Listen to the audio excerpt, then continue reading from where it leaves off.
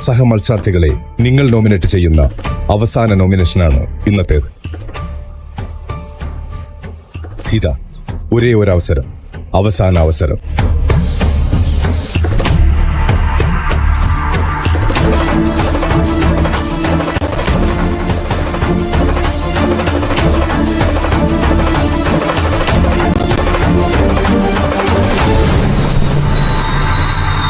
ിലേക്ക് വരാനുള്ള ഒരു ഇതുണ്ടെന്ന് എനിക്ക് തോന്നുന്നില്ല. സ്വന്തമായിട്ട് വെളുപ്പിക്കുന്നതായിട്ടേ തോന്നിയിട്ടുള്ളൂ. ഉത്തരവാദിത്തത്തിൽ നിന്നും മാറി നിൽക്കുന്നുണ്ട്. പ്രേക്ഷകരെ അങ്ങനെ പറ്റിക്കാന്നുള്ള ഒരു പോലെ എനിക്ക് തോന്നിയിട്ടുണ്ട്.